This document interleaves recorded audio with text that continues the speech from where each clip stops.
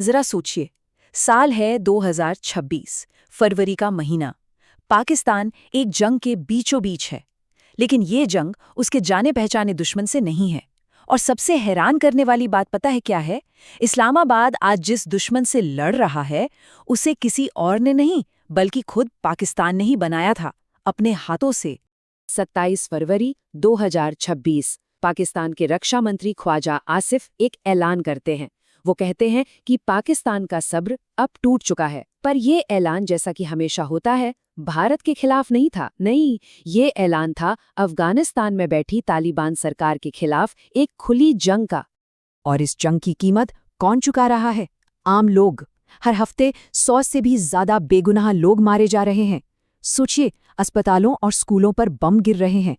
तो सवाल यही उठता है कि भाई ये नौबत आई कैसे? जिस तालिबान को पाकिस्तान ने पाला पोसा, वो आज उसी के लिए सबसे बड़ा खतरा एक नासूर कैसे बन गया? इस पूरी गुत्थी को सुलझाने के लिए हमें थोड़ा वक्त में पीछे चलना होगा। तो चलिए कहानी शुरू करते हैं 1990 के दशक से। और सबसे पहले ये समझते हैं कि पाकिस्तान की खुफिया एजेंसी ISI ने आखिर तालिबान को बनाया ही क्यों था? क्या जरूरत पड़ गई थी? इसके पीछे वजह थी सिर्फ एक, भारत। पाकिस्तान को चाहिए थी स्ट्रैटेजिक डेप्थ। अब ये बड़ा भारी शब्द लगता है, पर इसका मतलब सीधा सा है। वो अफगानिस्तान में एक ऐसी दोस्ताना सरकार चाहते थे जो जरूरत पड़ने पर भारत के खिलाफ एक बैकअप बेस, एक बफर जोन की तरह काम कर सके। और बस इसी एक मकसद के लिए 1994 में ISI ने मुल्ला उमर नाम के एक अनजान से मौलवी से हाथ मिला लिया।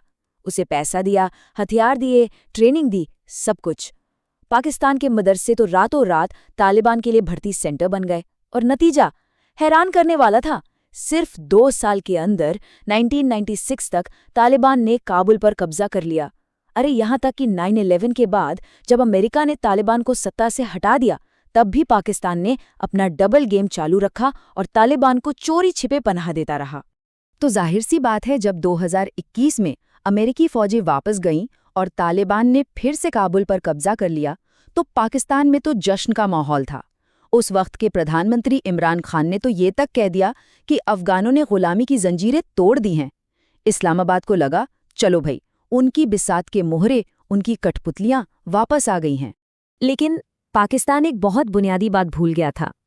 आग से खेलने वाले लोग अक्सर खुद ही जल जाते हैं, और मजहबी कट्टरपंथ की आग को कोई हमेशा के लिए कंट्रोल नहीं कर सकता।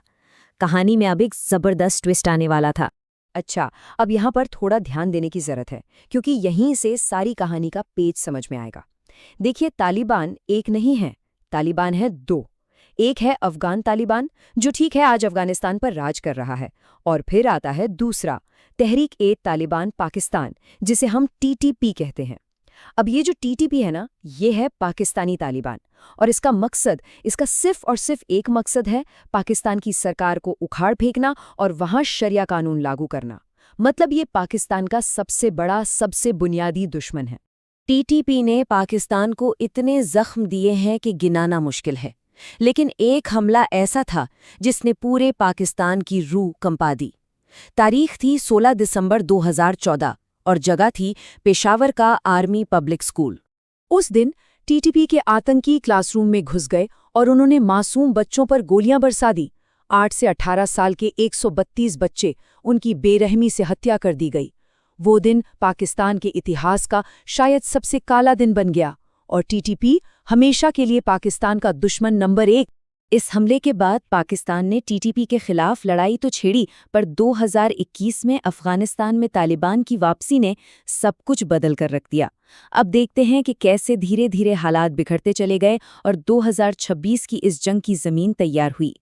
अफगान तालिबान के सत्ता में आते ही TTP को तो मानो खुली छूट मिल गई।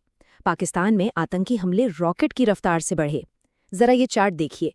2024 में जहां आतंकवाद से 2236 मौतें हुईं, वहीं सिर्फ 1 साल के अंदर 2025 में ये आंकड़ा लगभग 2 गुना होकर 4001 पर पहुंच गया, ऑलमोस्ट डबल। और यहीं पर पाकिस्तान अपने ही बुने जाल में बुरी तरह फंस गया। देखिए, TTP ने अफगान तालिबान के सुप्रीम लीडर के प्रति वफादारी की कसम खाई है, और बदले में अफगान तालिबान TTP के लड़ाकों को अपनी जमीन पर, अफगानिस्तान में पनाह देता है। तो सोचिए क्या विडंबना है, पाकिस्तान का सबसे खतरनाक दुश्मन उसके ही सबसे पुराने दोस्त की छत्र छाया में पल रहा है। इसके बाद तो हालात काबू से पूरी तरह बाहर हो गए। अक्टूबर 2025 में एक टीटीपी हमले के जवाब में पाकिस्तान ने पहली बार काबुल पर एयर स्ट्राइक कर दी। फिर 16 फरवरी 2026 को टीटीपी ने बॉर्डर पर हमला किया, तो इस बार अफगान तालिबान ने सीधे पाकिस्तानी फौज के खिलाफ ही मोर्चा खोल दिया। और आखिरकार 27 फरवरी को पाकिस्तान ने औपचारिक तौर पर युद्ध का ऐलान कर ही दिया। तो ये थी कहानी कि हम यहाँ तक पहुँचे कैसे। लेकिन अब सवाल ये है कि ये जंग एक ऐसे दलदल में क्यों फंस गई है जहाँ से कोई भी जीत कर नहीं निकल पा रहा।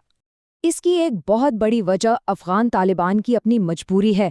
वो एक अजीब दोराहे पे खड़े हैं।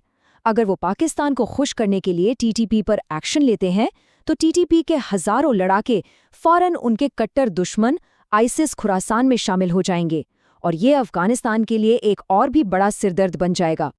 और अगर फौजी नजरिए से देखें तो भी ये एक ऐसा मुकाबला है जहां कोई जीत ही नहीं सकता। हाँ, पाकिस्तान के पास हवाई ताकत है, वो बम गिरा सकता है, लेकिन वो अफगानिस्तान के मुश्किल पहाड़ी इलाकों में घुसकर ये गुरिल्ला लड़ाई नहीं जीत सकता। दूसरी तरफ तालिबान जमीन पर तो बहुत मजबूत है, लेकिन उनके पास कोई एयरफोर्स नहीं है। वो हवाई हमलों के सामने एकदम बेबस हैं। इसीलिए ज्यादातर एक्सपर्ट्स का यही मानना है कि इस जंग का कोई नतीजा नहीं निकलने वाला। ये लड़ाई और बातचीत के एक कभी ना खत्म होने वाले चक्र में फंसी रहेगी। लड़ाई होगी, फिर कुछ समय के लिए शांति होगी, लेकिन क्योंकि टीटीपी वाली जो असल समस्या है वो तो वहीं की वहीं रहेगी, इसलिए लड़ाई फिर से शुरू हो जाएगी। और ये स्लाइड ये पाकिस्तान की दशकों पुरानी अफगान पॉलिसी की पूरी कहानी एक लाइन में बयान कर देती है। मकसद क्या था? भारत के खिलाफ स्ट्रेटेजिक डेप्थ हासिल करने के लिए तालिबान का इस्तेमाल करना। और आज हकीकत क्या है? आज पाकिस्तान उसी तालिबान से जंग लड़ रहा है, और वही तालिबान अब भारत के साथ व्यापारिक रिश्ते मजबूत कर रहा है। सीधे और आसान शब्दों में कहें तो पाकिस्तान आज उसी आग को बुझाने में लगा हुआ है जिसे कभी उसने खुद अपने हाथों से बड़े शौक से सुलगाया था। लेकिन सबसे बड़ा और सबसे तकलीफदेह सवाल तो यही है कि ये आग बुझने से पहले और कितने बेगुनाहों की जिंदगियों को जलाकर राख कर देगी।